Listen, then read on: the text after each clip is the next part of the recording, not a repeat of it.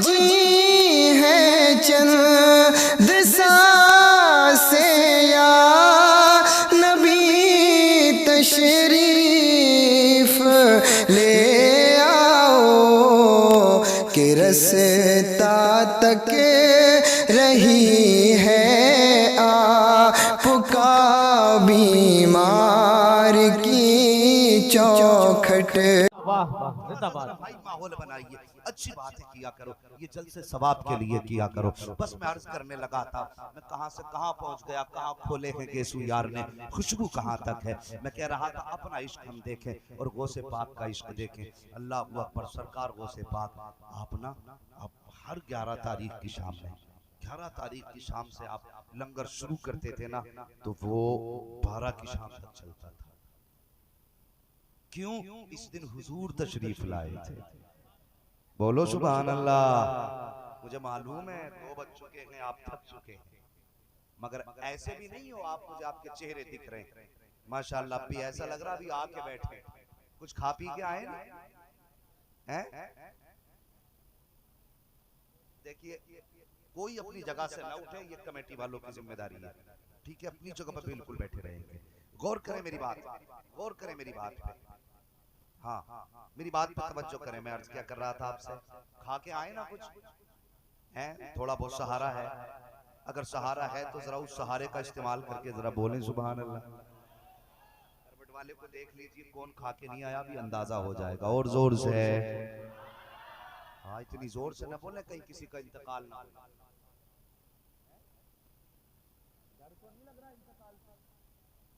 बोले जरा अपने हुजूर के नाम पे दोनों हाथ उठा के कह दें या रसूल अल्लाह। आप हर 11 तारीख से लेकर के 12 तक हुजूर के नाम का लंगर करते थे। कौन? गौसे पाक। कौन? सारे बोले कौन?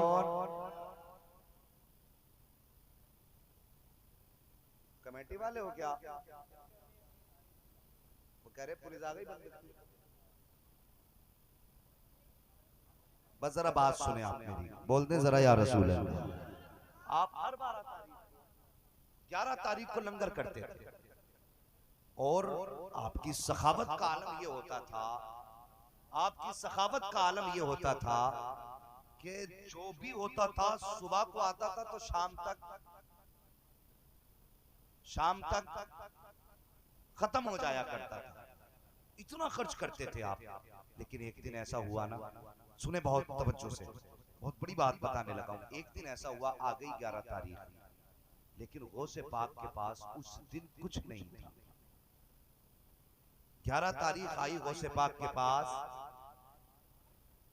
कुछ नहीं था।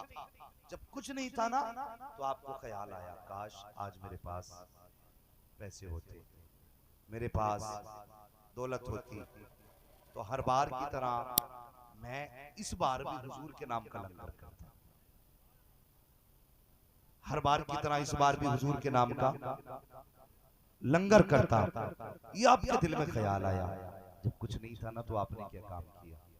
आपने अपने शागिर्द को बुलाया, इधर आओ। तो आपने अपना अमामा शरीफ उतारा, और उनका अमामा भी कोई सस्ता नहीं था। उस दौर में 70-70 हजार का आप जोड़ा पहना करते। ये शांति गौसे पाक। उस दौर में भी आप 70-70 हजार का जोड़ा पहना करते थे। आज मौलवी पहन ले थोड़ा सा महंगा, कह रहे इसे तो रोटी लग रही है, इमामत में लग रहा, हमने गोलक काटी है, गोलक। तनख्वाह कम करो, मौज आ रही है इमाम की। कई इमामों के इस्तीफे इसलिए हो गए हजरत, जो बेचारों ने मोटरसाइकिल खरीदी। इस कौम ने इस्तीफा दे दिया, बोले चले जाओ, तुम्हारी मोटरसाइकिल देखी नहीं जाती। सोचो तो सही, ये हाल हमारे। कहते नहीं मौलाना लोगों का क्या काम, गौस पाक 70,000 का जोड़ा पहनने वाले। आपने शागिर्द को बुलाया, अपना मामा उतारा, आंख में आंसू हैं, फरमाया दामन फैला। शागिर्द ने यूं दामन फैलाया, अमामा शरीफ उतारा, उसकी गोद में रखा, फरमाया जा बगदाद से बाहर चला जा, इस अमामे को बाजार के बाहर बेच के आ जा और किसी को बताना मत ये अब्दुल कादिर का अमामा है। अल्लाह अकबर, ये कह के आपने अपने शागिर्द को अमामा दिया। हजरत जी क्या करोगे? कहने लगे जा तुझे जितना बताया है इतना कर। अल्लाह अकबर, जब शागिर्द ने इतना सुना ना आंख में आंसू आ गए। गौसे पाक का मामा शरीफ लिया, दामन में लपेटा, लेके चलता रहा, आंखें बरसती रही। इधर गौसे पाक ने मामा शरीफ दिया और जमीन पे बैठे, घुटने खड़े किए, यूं हाथ बांधे, सर घुटनों पे रखा, आंख में आंसू आ गए, रोने लग जाते हैं। रोते रोते हिचकी बन जाती है। अचानक आपने महसूस किया कि किसी के नूरानी हाथ कांधे पे आ गए हैं। अल्लाह अकबर, किसी ने कांधे पे हाथ रखे और गौसे पाक ने यूं चेहरा उठाया तो क्या देखते हैं, सामने मुस्तफा जाने रहमत खड़े हुए हैं। हुजूर ने सरकार गौसे पाक को खड़ा किया। खड़ा करने के बाद कहा बेटे अब्दुल कादिर, कहा जी नाना, कहा बताओ तो सही आज आंख में आंसू क्यों है, आंख में आंसू क्यों हैं? कहने लगे या रसूल अल्लाह, आज अब्दुल कादिर का वो दिन था कि हर दिन इस दिन के अंदर अब्दुल कादिर आपके नाम का लंगर लुटाया करता था, लेकिन आज अब्दुल कादिर के पास इतना नहीं है जो आपके नाम का लंगर लुटा सके। हुजूर अगर आज मेरे पास होते तो मैं भी गली में मदीने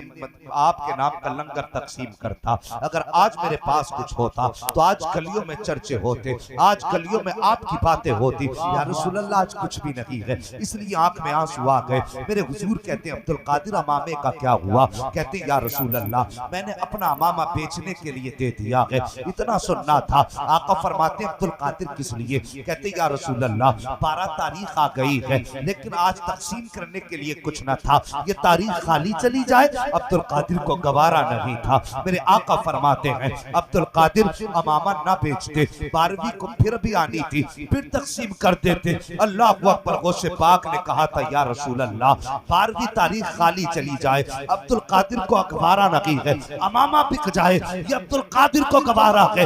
या रसूल अल्लाह, आपकी 12 तारीख को मैं लंगर ना लौटाऊं ये नहीं हो सकता है। अगर अब्दुल कादिर को अपने आप को भी बेचना पड़ा तो मैं बेच दूंगा, लेकिन आपके नाम का लंगर लुटाना ये बंद नहीं किया जाएगा। इतना सुनना था। आका ने गौसे पाक को सीने से लगाया, फरमाया अब्दुल कादिर, आज तक तू हमारी 11-12 मनाता रहा है, अब क़यामत तक अब्दुल कादिर तेरी 11 मनाई जाती रहे। जिंदाबाद, नारे तकबीर, नारे रिसालत, नारे गौसियत, मसलके आला हजरत अल्लाह मुफ्ती अहमद साहब किबला, जश्न गौसुल वरा, फैजाने गौसे आजम।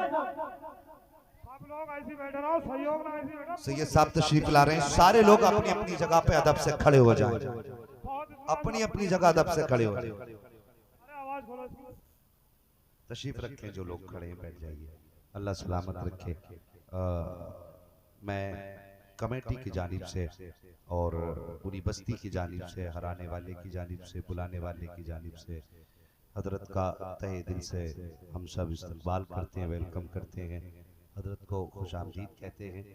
और हम हजरत के मशकूर हैं, शुक्रगुजार हैं कि हजरत ने अपना कीमती वक्त दिया और हमारे बीच तशरीफ लाए। अल्लाह ताला हजरत के इल्म में, अमल में, उम्र में, फ़यूज़ व बरक़ात में बेपनाह बरकतें अता फरमाए। हाँ, बस इंशाअल्लाह हजरत दुआ फरमाएंगे, या अगर चाहेंगे तो नासिहाना कुछ गुफ्तगू भी आप फरमाएंगे। वो हजरत की अपनी मर्जी पर मौकूफ़ है, इसलिए कि असल जो रूरवा रवा आज के इस जलसे के हैं बस वो हजरत ही हैं और हजरत ही मालिक हैं। जैसा चाहेंगे वैसा हजरत खुद फैसला फरमाएंगे।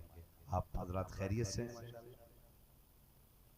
हाँ माशाल्लाह। मैं ये अभी बता दूं कि जो लोग सिलसिले में दाखिल होना चाहते हैं, अभी तक किसी से मुरीद नहीं है, वो हजरत के सिलसिले में दाखिल ज़रूर हों, इसलिए कि मैं समझता हूँ कि पीर होना अपनी जगह एक बात है, लेकिन पीर पर सोने पे सुहागा जिसे बोलते हैं ना, वो ये है कि पीर है मगर साथ में सैयदजादा है। ये बहुत बड़ी बात है। हाँ, ये मेरे हुजूर ने फरमाया था क़यामत के दिन सारे रिश्ते टूट जाएंगे लेकिन मेरा और मेरी औलाद का रिश्ता बाकी रखा जाएगा। अल्लाह अकबर। हुजूर का रिश्ता औलाद से बाकी रहेगा। तो जो बैत नहीं है, किसी ने हाथ में हाथ नहीं दिया है किसी अच्छे पीर के, तो वो आज मौका है हजरत से ज़रूर बैत हों। और एक बात और बता दूं, कुछ लोगों का मिजाज ये रहता है कि जब शादी हो जाएगी तब मुरीद होंगे, है। लड़कियां सोचती हैं कि शौहर की मर्जी के बगैर मुरीद नहीं हो सकते, और लोग कहते नहीं बुढ़ापे में होंगे अभी क्या करेंगे। ये गलत सोच है। ये जब हम किसी के मुरीद हो जाते हैं ना, तो फिर पीर के जरिए हम पे फैजान जारी होता है। जो बच्चे पढ़ते हैं ना स्कूलों में, भागे फिरते हैं, मेरा पेन पढ़ दो, मेरी तख्ती पढ़ दो, मेरी ये स्केल पढ़ दो, स्केच पढ़ दो। अगर सिलसिले में आप दाखिल हो गए ना, तो खुदा की कसम बस एक बार पीर से दुआ कर लो, जबान इनकी खुलेगी, करम बगदाद वाले का हो जाएगा, हाथ इनके उठेंगे, नजर मदीने वाले की हो जाएगी। ये सिलसिले की बरकतें होती हैं।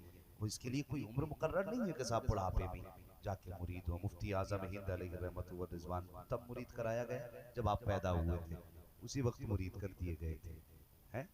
तो लोग बुढ़ापे का इंतजार ना करें, वरना खसारे में रहेंगे। वक्त है तो पीर भी अच्छा है, सिलसिला भी सच्चा है, और नस्ल भी सच्ची है। मैं अक्सर कहता हूँ अल्लाह माफ करे, अब तो कुछ लोग ऐसे हो गए कि चकबंदी में सैयद छुट रहे हैं, जिनके न बाप कभी सैयद कहलाए न दादा। आज देखो पैम्पलेट इश्तिहारों में बड़े बड़े नाम, फला सैयद साहब है। तो ये इनकी जड़ न पुंछी है, तो वैसा लग रहा है चकबंदी में छुट के आ रहे निकल निकल के। तो ये असली और नस्ली सैयद है। ये उस सरजमीन से आए जहाँ पे आज भी करबला शरीफ के तबर्रुकात मौजूद हैं। आज भी बिलग्राम शरीफ वो जमीन है, वो जमीन बिलग्राम शरीफ है जहाँ पे करबला शरीफ के असल तबर्रुकात मौजूद है। अगर देखने हो ना तो कभी मुहर्रम की 10 तारीख को गालिबन जाना, आपको वो नजारे नजर आएंगे। वो उनके सामान, उनके खंजर, उनकी तलवारें और वो नेज़े, टुकड़े उसके जो भी बचे थे, वो आज भी बिलग्राम शरीफ की जमीन पर हैं। तो ये असली और नस्ली सैयद है। तो ख्याल करना, जिसको भी मुरीद होना इंशाअल्लाह वो हजरत के हाथ में हाथ देंगे। ठीक है जी। और बस मैं अपनी बात खत्म करूं तो हमें हुजूर से प्यार करना है, हुजूर से इश्क करना है। हमें तोड़ने का काम नहीं करना है, हमें जोड़ने का काम करना है। अगर कोई पीर आपसे कहे कि मेरा हो के उसकी ना सुन, और वो भी सुन्नी सहीउल अकीदा है, तो समझ जाओ वो ठीक है, ये गलत है। जो तोड़ने की बात करे वो सही नहीं है। हमें उस आदमी को सीने से लगाना है जो हुजूर की उम्मत को जोड़े, और इतना भी जोड़ने वाला ना हो कि जी हम तो किसी को ही बुरा ना कहते। ये भी खतरनाक है। इनके लिए मेरे मुर्शिद सैयदी सरकार ताजुश शरिया अल्लामा अख्तर रजा अलैहि रहमत व रिजवान, आप फरमा गए, आपने कहा था नबी से जो होवेगा उसे खुद से जुदा कर दे। है जो नबी का नहीं वो हमारा। आप बोलें जोर से, जो नबी का नहीं वो हमारा। ये बीमारी बड़ी तेजी से फैल रही है। कई गांव में गए कि प्रधान दावत मार के आ रहे हो कि हाँ खाली थी, ऐसे ही चले गए, रिश्तेदारी का मसला था। अगर ये देखो, एक हया भी एक चीज होती है, गैरत भी एक चीज होती है। सैयद सुहैल मियां साहब क़िबला दामतुल्लाह अलैहि के हाथ में हाथ आप दे दें, फिर वही हाथ किसी वहाबी से मिला लो जाके, शर्म नहीं आती हमें? है सोचना चाहिए ना हमें इस बारे में कि ये हाथ हमने अपने पीर के हाथ में दिया, और फिर वही हाथ किसी बदमज़हब के हाथ में दे दें। जो हाथ आपने ताजुश शरिया के हाथ में दिया वो हाथ किसी बदअकीदा के हाथ में दे दें। जो हाथ आपने वैस्मिया के हाथ में दिया वो किसी बदअकीदा के हाथ में हाथ दे दें। ये गलत है, ये गलत है। अगर किसी का बाप ये कह दे ना बेटे इसने मुझे गाली दी थी, कभी ताल्लुकात ना रखना, तो बेटा मर जाता है लेकिन उससे ताल्लुक नहीं रखता। किसने भी आपको गाली दी है, अगर तुम बाप की गाली देने वाले से ताल्लुक नहीं रख सकते तो रसूल पाक के खिलाफ भोंकने वाले से तुम ताल्लुक कैसे रख सकते? बताइए। तो सोचे जरा, इस अकीदे की हिफाजत बहुत जरूरी है। ईमान वालों, अल्लाह से डरो और सच्चों के साथ हो जाओ। अल्लाह से डरने का मतलब क्या है? उसके अहकामात पे अमल करें, जिस चीजों से उसने रोका है उससे रुक जाएं, उससे रुक जाएं, उससे जोर से उससे रुक जाएं, और जिसका हुक्म दिया वो करें। ये डरने का मतलब है। फिर उसके बाद हुक्म हुआ सच्चों के साथ हो जाओ, फिर सच्चों के दामन में लिपट जाओ। इसलिए कि रुक गए आपका अमल नेक हो गया, लेकिन ये भी तो हो सकता उसके बाद शैतान आपका अमल छीन ले, आपकी नेकियां गारत करा दे। उसके लिए फरमाया फिर मुर्शिद कामिल की तलाश कर। जो लोग कहते हैं ना डायरेक्ट अल्लाह देता, मैं कहता हूँ इनके कदमों पे पड़े रहो, अल्लाह वालों के कदमों पे पड़े रहो। क्या मिलता अल्लाह वालों के कदमों पे मिलने पड़ने से? मैं नहीं कहता, कुरान कहता है। असहाबे कहफ का किस्सा पढ़िए आप। वो जाने लगे, रास्ते में कुत्ता भौंकने लगा। जब वो भौंकने लगा उन्होंने कुत्ते को डांटा। क्यों? क्योंकि जालिम बादशाह उनके पीछे पड़ा था। उन्होंने सोचा ये कुत्ता जाएगा, ये भौंकेगा, वो पकड़ लेगा। तो आपने कुत्ते को जब डांटा ना, हट, कुत्ता कहने लगा या अल्लाह मुझे बोलने की ताकत दे दे, मुझे बोलने की ताकत दे दे। बात मुझे याद आ रही है, कह के जाऊंगा, मुझे बोलने की ताकत दे दे। असहाबे कहफ ने कहा। किसने? असहाबे कहफ ने। असहाबे कहफ के कुत्ते ने कहा कि मुझे बोलने की ताकत दे दे। अल्लाह ने उसे बोलने की ताकत दी। कुत्ता कहने लगा मुझे क्यों डांट रहे हो? उसने कहा कि तू हमारे साथ जाएगा, भौंकेगा, जब भौंकेगा दुश्मन को पता चल जाएगा। वो कहने लगा मैं वो कुत्ता नहीं जो अल्लाह वालों पे भौंकता हूँ, मैं वो कुत्ता नहीं जो अल्लाह वालों पे भौंकूं, मैं वो कुत्ता हूं जो अल्लाह वालों की चौखट पे बैठ के उनकी हिफाजत करूंगा। इतना कहा, आपने कहा ठीक है। कुत्ता साथ ले लिया, उन्होंने लेके चले गए। आप गार के अंदर इन उलमा से पूछिए, तकरीबन 300 साल सोते रहे। कितने 300 साल तक सोते रहे। और कुत्ता भी बैठा रहा, कुत्ता भी बैठा रहा 300 साल तक। 300 साल के बाद जब वो उठे तो कुत्ता भी उठा, कुत्ता भी उठा। एक कुत्ता अल्लाह वालों की चौखट पे 300 साल तक बैठ के पहरा दे, अल्लाह उसका कुरान में जिक्र कर देता है। अगर कुत्ता वली की चौखट पे बैठे तो कुरान में नाम आ जाता है, अगर इंसान वली के कदमों में बैठे तो फिर जन्नत में नाम क्यों नहीं? वाह वाह वाह, जिंदाबाद जिंदाबाद। ये इनकी निस्बतों के फायदे, इनके कदमों से वाबस्ता रहिए, इनसे जुड़े रहिए और इनके साथ जिंदगी गुजारिए। कोई मुसीबत हो ऐसे लोगों के कदमों में जुड़िए, इनसे वाबस्ता रहिए। जलसे वालों, एक बात आपसे कह के मैं गुजरना चाहता हूँ। आपने बड़ी मेहनत की, इतना बड़ा पंडाल सजाया, लेकिन सिर्फ 2 बातें कुछ मिनटों में। सबसे पहली बात, माँ बाप की इज्जत करना। समझ रहे? माँ बाप की इज्जत करना। अगर अभी कह दूं माँ बाप के नाम पे बोलो जरा सुभान अल्लाह, माशाल्लाह सबने सुभान अल्लाह बोल दिया। मगर मुझे अगर मैं पूछ लूं कितने लोग माँ से पूछ के आए जलसे में, तो हाथ ना उठाइए, हाथ ना उठाइए, झूठे उठेंगे। मैं खूब जानता हूं सब सच्चे नहीं होंगे, होंगे कुछ, मगर सब नहीं उठा पाएंगे। हाथ कभी जलसे में ना उठाया करो, और मैं उठवाना भी नहीं चाहता हूं। बहरहाल अपने गिरबान में जाते और ये सोचें कि हम माँ से कितनी मोहब्बत करते हैं। बंदा आके कहता है उसके मरने के बाद, कहता हजरत जी माँ की शान बयान कर दो, बड़ी याद आ रही है माँ की। वो यार कभी जिंदगी में पूछ ले अम्मा की शान क्या है? 40वें की फाता देखो ना तो पूरे तख्त भर दें थाल से, पान भी दिखाई दे जा 40वें की फाता में। भाई ये पान क्यों आया? अब्बा पान भी खाते थे, मैंने ये भी ला के रख दी। एक जगह फाता में सिगरेट रखी, मैंने ये क्या कि अब्बा को सिगरेट बहुत पसंद थी, मैंने वो भी ला के रख दी। पान वहां रखा, सिगरेट वहां रखी, पूरा तख्त भर के रख दिया। मैंने कहा क्यों यार इतना लंबा इंतजाम किया? कि अब्बा को जो जो पसंद था मैंने सब ला के रख दिया। मैं सोचने लगा या अल्लाह ये औलाद है 40वें में ला के बाप की फिक्र कर रही है। इससे अगर पूछे कोई बता जिंदगी में कभी इसकी जरूरतों का ख्याल किया कि नहीं? जब तू परदेश से आया तब तुझे ये याद था कि नहीं कि बाप को क्या पसंद है? आज तूने बेमौसम का फल ला के रख दिया। मौसम नहीं है लेकिन आम रखा हुआ है, मौसम नहीं है तरबूज रखा हुआ है, सारा सामान ला के सजा दिया। ये तेरे बाप को पसंद था। मुझे बता तो सही, जब तू परदेश से आया करता था तूने 300 रुपए किलो की मिठाई बीवी के लिए खरीदी, तूने 400 रुपए का सामान बच्चों के लिए खरीदा, क्या 10 रुपए का फल तूने बाप के लिए भी खरीदा कि नहीं? तुझे ये ख्याल आया कि नहीं आया कि मेरा बाप बचपन में मेरा ख्याल करता था, आज मुझे उसका ख्याल करना चाहिए। और तू तो घर में भी आया तो इस हाल में आया, तेरे जिस हाथ में सामान था उस पे तूने रुमाल डाल लिया ताकि इस पे बाप की नजर न पड़ जाए, ताकि इस पे माँ की नजर न पड़ जाए। अगर नजर पड़ जाएगी तो मुझ पर एतराज किया जाएगा। और खुदा के वास्ते माँ बाप की नजर पड़ने से नुकसान नहीं होता है, जिस पे उनकी नजर पड़ जाती है वो बर्बाद नहीं होते। अगर बर्बाद भी होते हैं तो उनकी नजर से अल्लाह आबाद कर दिया करता। कभी परदेश से आया कर तो उनका ख्याल करके आया कर। नारे तकबीर, नारे रिसालत, नारे गौसियत, जिंदाबाद जिंदाबाद। माँ का भी ख्याल किया कर, माँ की भी कदर किया कर। माँ वो जात है जिसने तुझे 9 महीने पेट में रखा, 2 साल तुझे हाथों में रखा, फिर 7 साल तक तुझे सीने से लगा के रखा, और उसके बाद मरते दम तक तुझे दिल में छुपा के रखा। माँ की जिंदगी का एक दिन बता दे जिस दिन उसने तुझे छोड़ा, एक दिन बता दे, कोई नहीं बता सकता। सारी जिंदगी ओ यार मैंने तो यहाँ तक देखा, माए अगर मौत का वक्त आ जाए तो बच्चा परदेश में होता है तो सब माँ को देखते हैं, लेकिन माँ उस बेटे की राह देखती है जो परदेश गया है। ये माँ का प्यार औलाद से है। तुमने इतना हक अदा किया माँ का, कभी हमने प्यार किया, आज जलसे में आके बैठे हो।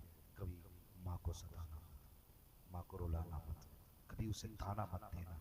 कभी वो तुमसे सवाल करे ना बेटे ये चाहिए तो जवाब मत देना पलट के, जो वो कहे बस वैसे ही कर दो।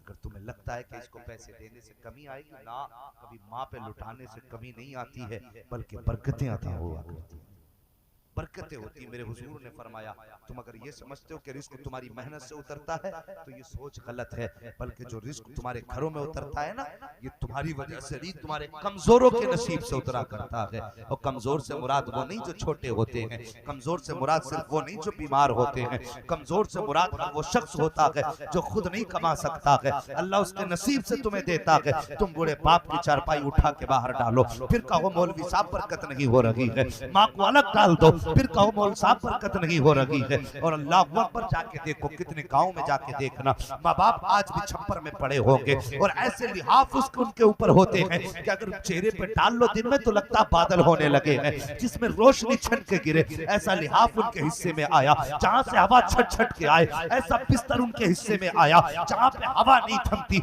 ऐसा मकान उनके हिस्से में आया। और वो जवान जिसे गर्मी की ज्यादा जरूरत नहीं थी, सर्दी से जिसका कोई नुकसान ना था, आज वो कमरे में पैक होकर सोता है। माँ बाप सिमटते रहते हैं, रात भर बैठे रहते हैं। अगर खुदा ने तुझे ये तौफीक बख्शी है कि तेरी नजर में हया है तो आज के बाद अपने बिस्तर पे बाद में जाना, पहले बाप का बिस्तर चेक करना। अगर तुझे सर्दी लगे तो जाके देख मेरे बाप के बिस्तर में गरमाई है कि नहीं। मुझे सच बता, जब तू सोया करता था माँ उठ के छेंचे बाहर देखती थी, मेरे बेटे का पैर तो नहीं खुला है, मेरे बेटे का सर तो नहीं खुला है, मेरे बेटे के हाथ तो नहीं खुले हैं, कभी कंबल उड़ा रही है, कभी लिहाफ डाल रही है। मगर सच्चे दिल पे हाथ रख के बता कि एक रात तूने भी उठ के देखा है कहीं मेरे बाप का बिस्तर कहीं नीचे तो नहीं गिर गया है, कहीं लिहाफ तो नहीं सरक गया है, कहीं कंबल तो नहीं उतर गया है, क्या उठ के तूने भी चेक किया है उनके पैर तो नहीं खुले हैं, क्या उठ के तूने भी देखा है उनका चेहरा तो नहीं खुला है। ओ खुदा के वास्ते सर्दी का मौसम है, अगर तू आधी नींद सो लेगा तो तेरा कुछ नहीं बिगड़ेगा, लेकिन दावे के साथ कहता हूँ रात में 2 बार उठ जा, बाप का बिस्तर चेक कर ले। अगर बाप की आंख खुल गई उसका दिल खुश हो जाएगा, जैसे दिल खुश होगा जबान पे दुआया जुमले आएंगे, इधर उसकी जबान से जुमले निकलेंगे, अल्लाह तेरी तकदीर के फैसले अर्शों में फरमा दे। ये भी उठ के किया करो। हाँ, जब किसी बूढ़े को तुम आग बुझने के बाद राख के ढेर पे बैठा देखो, समझ लेना बेटे ने दुख में रखा है। वो तजर्बे की बात बता रहा हूं जो शायद तुम महसूस भी ना कर सको। अगर आग बुझने के बाद किसी बूढ़े को राख के सहारे बैठा देखो, समझ लेना इसके घर में इसकी कोई इज्जत नहीं है। वरना राख के सहारे कौन बैठता है भाई, मुझे बता तो सही, मजबूरी है, वरना तो वो भी अपना बिस्तर छोड़ के न निकलता। खुदा के वास्ते तुमने अपने लिए 1800 के जूते खरीदे, काश 1100 का कंबल बाप को ला दिया होता। एक कंबल नीचे बिछाओ, एक कंबल ऊपर से दो, लिहाफ दो बाप को। अब बाप पूरी जिंदगी तूने मेरे लिए सर्दी का सामना किया, मेरे लिए तूने धूप सर से उतारी, मेरे होते हुए तुझे सर्दी लगे बाप, ऐसी जिंदगी से मौत बेहतर है। मैं मर तो सकता हूँ, तुझे सर्दी में निकलने नहीं दूंगा। अपने बाप का पूरा ख्याल करो, माँ का ख्याल करो। और उसने पूरी जिंदगी रातों में उठ उठ के तुम्हें जगाया है, तुम्हें दूध पिलाया है। आज माँ बूढ़ी हो गई है, मौसम ठंडा हो गया, तेरी जिम्मेदारी है कभी वक्त निकाल के उसके लिहाफ में बैठा कर। बुढ़ापे में बिस्तर में गरमाई नहीं आती, थोड़ी देर अपने पैर उसके लिहाफ में लेके बैठ जा। जब तक माँ का बिस्तर गर्म हो जाए उसके बाद उठ जा।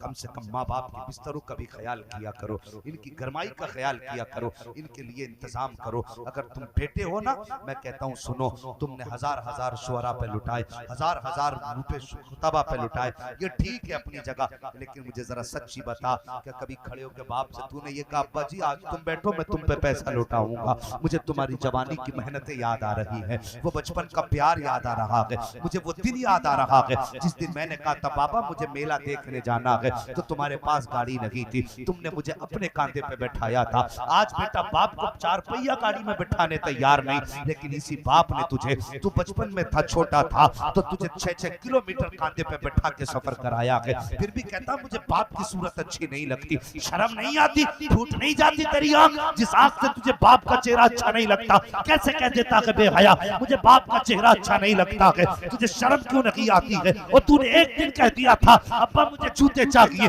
बाप की औकात नहीं थी कि तेरी पसंद के जूते दिला देता, लेकिन फैक्ट्री में जाके कहा था मालिक मुझे दुगने मजदूरी दे दे, मैं नाइट ड्यूटी करके तेरे पैसे चुका दूंगा। आज बेटे ने जूते मांगे हैं, घर वापस बाद में जाऊंगा, जूते पहले लेके जाऊंगा। और यार तेरी खातिर उसने कर्जे ले लेके तेरे शौक पूरे किए, आज तू कहता है तेरी सूरत अच्छी नहीं लगती। जा, अगर तुझे बाप की सूरत अच्छी नहीं लगती तो खुदा को भी तेरी सूरत अच्छी नहीं लग सकती। के साथ कहता हूं, अगर तुझे बाप के चेहरे से नफरत है ना, तो फिर जन्नत को तुझसे नफरत है। अगर जन्नत में जाना चाहते हो तो फिर याद रखो माँ बाप की इज्जत करो, माँ बाप की कदर करो, इनकी कुर्बानियों का ख्याल करो, कभी इनको खड़े होकर सामने से ताने न दिया करो। एक बात ये हो गई, माँ बाप की इज्जत करनी है। दूसरी बात, बस आपस में प्यार मोहब्बत इत्तेफाक कायम करो। है वो कई जगह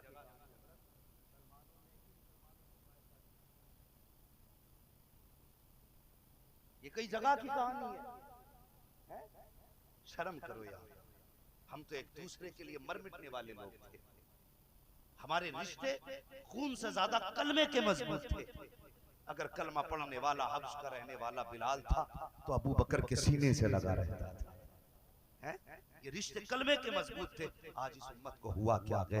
बस मैं अक्सर कहता हूँ कि बस दिल के पपोले जल उठे, सीने के दाग से इस घर को आग लग गई, घर के चराग से अपने अपनों का खून बहाने पे लगे हैं। जो कोई तरक्की करता तो उसकी टांग खींचना शुरू कर देते हैं, उस पे झूठे इल्जाम लगा करके उसको जेल भेज दिया जाता है। कितने बेगुनाह जेलों के अंदर पड़े हैं, उनके बच्चे यतीमों की जिंदगी गुजार रहे हैं। वो शर्म कर, अगर तेरी वजह से किसी के बच्चे की आंख में आंसू आ गया, अल्लाह कब्र में गिरा के इतना रुलाएगा, इतना रुलाएगा कि आंसू कम पड़ जाएंगे, कोई आंसू पोंछने वाला नसीब नहीं होगा। और याद रख, अगर कब्र में राहत की नींद सोना चाहता है, सुकून की जिंदगी गुजारना चाहता है, किसी की आंख की आंसू का सबब न बनना, किसी की तड़प का सबब न बनना, किसी के दर्द की वजह मत बनना। अगर सुकून चाहता है तो तड़पते दिल का करार बन जा, बहती आंख को आंसू सुखा दे, मुस्कुराते होकर रोते हुए लोगों के लबों पे मुस्कुराहट ला दे। खुदा की कसम, जब तू कब्र में पहुंचेगा और यार तख्ते बाग में लगाए जाएंगे, तेरी कब्र में जन्नत की खिड़की अल्लाह करम से पहले फरमा दे।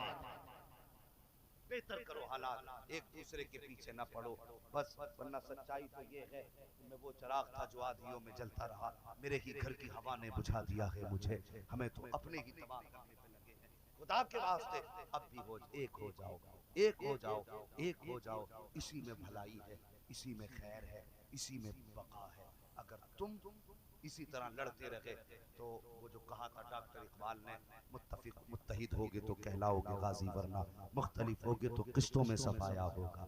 आज लोग कुछ समझते हैं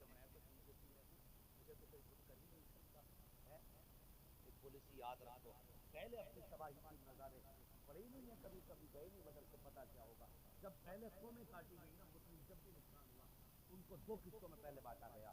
एक को मुखालिफीन ने, यहूद और नसारा ने बगल में दबाया और उसके सर पे हाथ रखा, हम तेरे साथ, और दूसरों को काट दिया। जब इधर वाले कट रहे थे तो इधर वालों ने सोचा हमारे साथ तो ये मेहरबानी कर रहे हैं, हमें कौन काटेगा, पहले इनको काटा गया। जब ये काट दिए गए, अब सोचा कि अब इनको भी काटना आसान है, बचाने वाला कोई नहीं। उसके बाद फिर इनकी गर्दनें काटी गई। यही आज पुलिस ये दोगली, आज आधे आधे करके मारे जा रहे हो और लोग ये समझते हैं मैं इसके बगल में बच जाऊंगा। नहीं, याद रखो, जब जंगल में आग लगती है ना तो फिर वो आग छोटे बड़े पेड़ नहीं देखा करती है, जिधर से निकलती है जला के खाक करती है। बस यूं याद रखो और बस ये अपने दिल में ये ख्याल पैदा कर लो, हमें इत्तेफाक की जिंदगी गुजारनी है। ये मत सोचो मेरा दरवाजा बंद है, अभी तो उसका घर लूटा जा रहा है, मैं महफूज हूँ, आज इसकी बारी है तो कल तेरी बारी है, आज इसकी बारी है कल तेरी बारी है, कल तेरी है परसों मेरी है। अगर यही हालात रहे तो बचेगा कोई नहीं। एक ही सफ में खड़े हो गए महमूद और अयाज, ना कोई बंदा रहा ना कोई बंदा नवाज, ये तुम्हारी फितरत थी। तुम जहां खड़े होते थे कलमा पढ़ने वाले एक नजर आते थे। आज इख्तिलाफ की वजह से हम तबाह होते जा रहे हैं, बर्बाद होते जा रहे हैं। ओ यार, तेरे भाई ने इंच भर जगह ले ली है तो तेरा क्या बिगड़ गया? तूने उसको तबाह करने के लिए, फंसाने के लिए लाखों रुपए लगा दिए, इतने की तो बीसा भर जमीन ले लेता जितना तूने जेल में डालने के लिए मेहनत की है। जाओ आज जाके कोर्टों में जाके देख लो, तहसीलों के चक्कर लगाओ, वकीलों के बिस्तर देखो। एक भाई इस वकील के बिस्तर पे है, कहता उसे अंदर डालना है। दूसरा भाई इस वकील के बिस्तर पे है, वो कहता पैसा जितना चाहो इसे अंदर डाल दो। ओ यार, एक दूसरे को तबाह करने पे लगे हो। तुम्हें क्या लगता है तुम्हें कोई नहीं देख रहा है? अगर एक गरीब है उसका कोई सुनने वाला नहीं है तो याद रख, जिसका कोई सुनने वाला नहीं उसका सुनने वाला मदीने वाला मोहम्मद रसूलुल्लाह है। अगर तू गरीब को सताएगा और ये समझेगा कोई हमदर्द नहीं है तो ये तेरी काम ख्याली है। जब भी गरीब तड़पता है मदीने से आवाज आती है, खंजर चले किसी पे तड़पते हैं हम अमीर, सारे जहां का दर्द हमारे। सफों में इत्तेफाक पैदा करो, सफों में इत्तेहाद पैदा करो, प्यार पैदा करो, मोहब्बत पैदा करो, एक दूसरे की मुखालफत ना करो। आपस की रंजिशें हैं, घर बैठ के सुलझा लो। तुम्हारे आपस के झगड़े हैं, चार भाइयों को बैठा के इख्तिलाफात खत्म कर लो। खुदारा कोर्ट कचहरी तक ना जाओ, कोर्ट कचहरी के चक्कर ना लगाओ। तुम तो वैसे ही निशाने पे हो, इतनी सी बात पे तुम्हारी नस्लें तबाह की जा रही हैं। खुदारा समझो, किस दिन समझोगे, न समझोगे तो मिट जाओगे हिंदी मुसलमानों। तुम्हारी दास्तान तक भी न होगी। दास्तानों में मौला करीम हम सबको ताजदार बगदाद की खैरात अता फरमाए, हम सबको हुजूर गौसे पाक की दर की भीख अता फरमाए, और मौला करीम पूरी कमेटी को और हर आने वाले को ताजदार बगदाद के सदक़े में दोनों जहान की नेमतें बरकतें अता फरमाए। बस जो हुए अगलात उनको माफ फरमाए रब्बे कायनात। जिंदगी ने दिया साथ तो फिर होगी मुलाकात, चमन रहा फूल खिलेंगे, जिंदगी रही फिर मिलेंगे। मुसाफिर हैं हम भी, मुसाफिर हो तुम भी, किसी मोड़ पर फिर मुलाकात होगी। फकीरान आए सदा कर चले, सदा खुश रहो ये दुआ कर चले। सारे लोग कलमा शरीफ पढ़ लीजिए, ला इलाहा इल्लल्लाह मुहम्मदुर रसूलुल्लाह वमा अलैना इल्लल बलाग, अस्तगफिरुल्लाह रब्बी मिन कुल्ली ज़ंबिन व अतूबु इलैह। अस्सलामु अलैकुम व रहमतुल्लाहि व बरकातहू।